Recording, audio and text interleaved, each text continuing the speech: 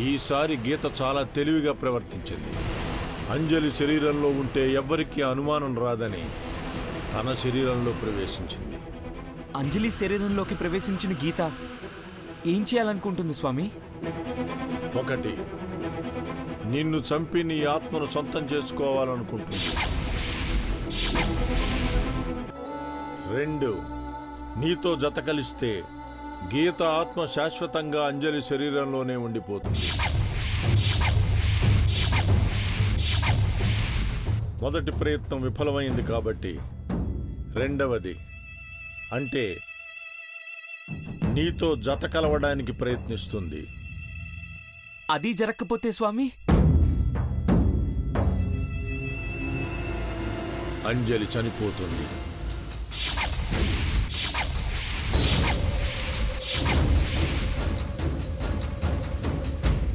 ఏంటి స్వామి మీరనేది? అంజలి చనిపోవడం ఏంటి?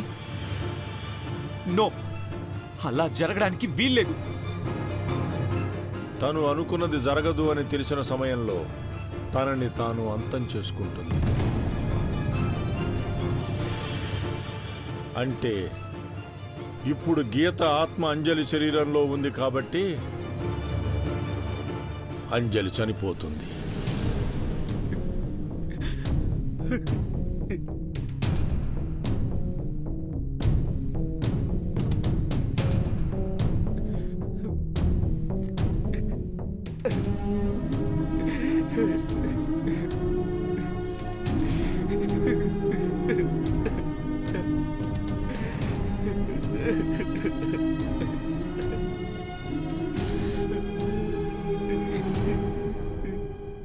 బాధపడకు అర్జున్.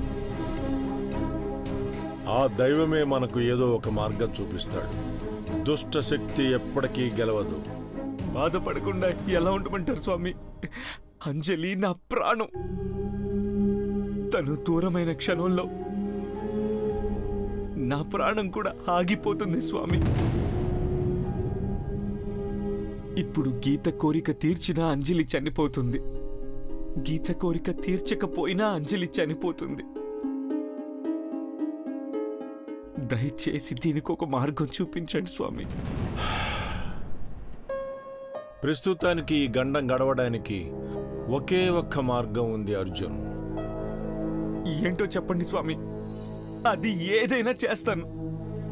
కాలం మనకి అనుకూలించేటంత వరకు గీతకు అనుకూలంగా ఉండు. అలా అని ఎట్టి పరిస్థితుల్లోనూ తనతో కలవకు. తనకు అనుమానం రాకుండా సంతోషంగా ఉండేట్టుగా చూసుకో. త్వరలోనే గీత ఆత్మను అంతం చేసే మార్గాన్ని నేను కనుక్కుంటాను. అలాగే స్వామి.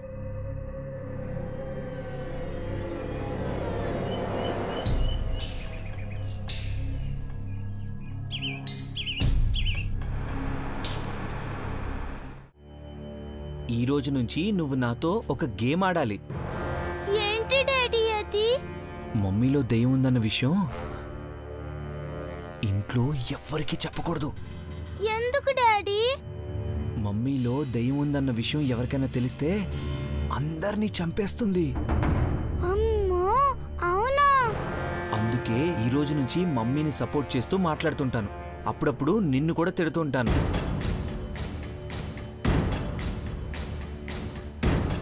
కానీ నువ్వు ఫీల్ అవ్వకూడదమ్మా. డాడీ ఇలా ఎందుకు చేస్తున్నారో నువ్వు అర్థం చేసుకోవాలి.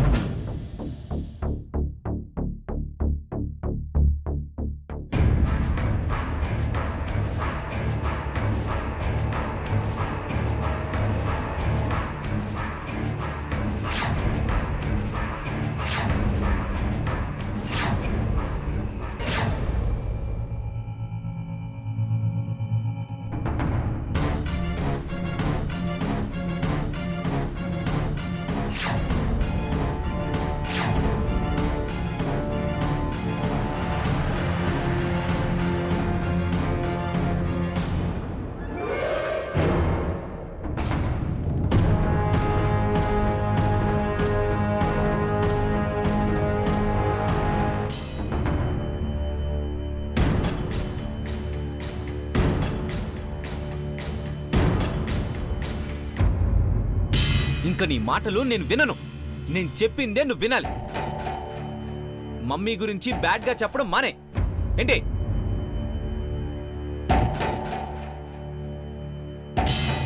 నువ్వు అనుకున్నట్టు మమ్మీ బ్యాడ్ కాదు, గుడ్. అర్థమైందా?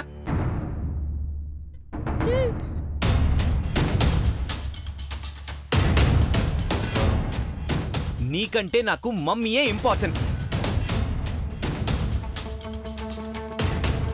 నీకంటే నాకు మమ్మీనే ఇష్టం. నువ్వు మమ్మీ మాట వింటానంటేనే ఇక్కడ ఉంటావు, లేదంటే నిన్ను హాస్టల్లో పడేస్తాను.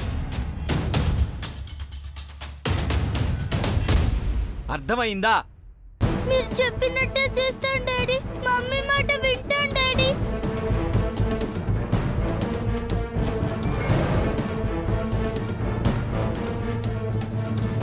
గుడ్.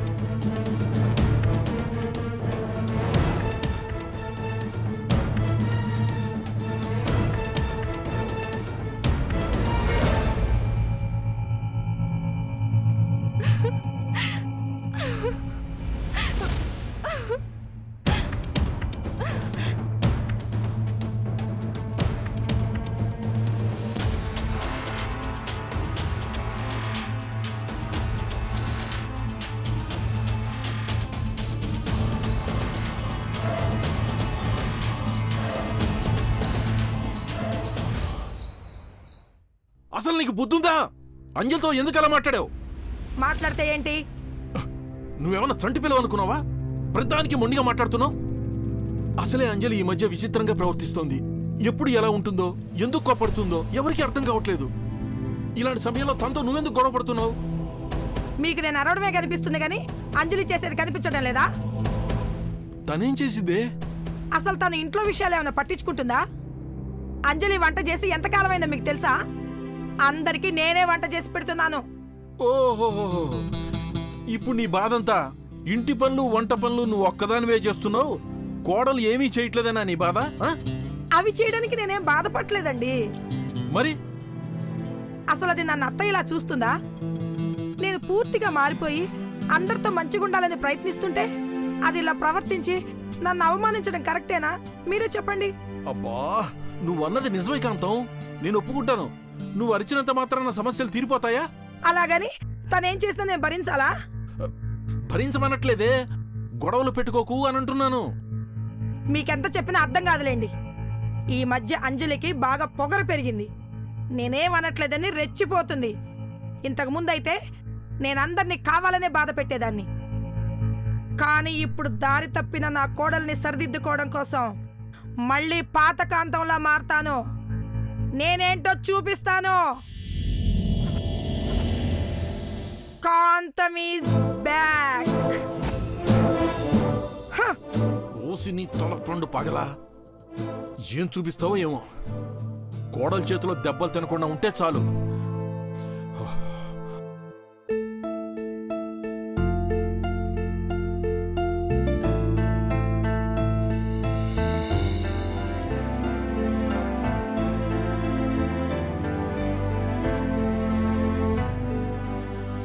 అంజలికి చుక్కలు చూయించాలంటే అరిచి గొడవ పెట్టుకుంటే ప్రయోజనం లేదు.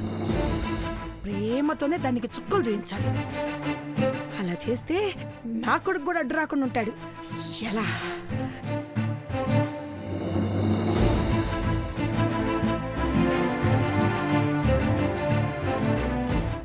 ఆ పరమశివుణ్ణి తాకిన విభూతి అత్యంత శక్తివంతమైనది.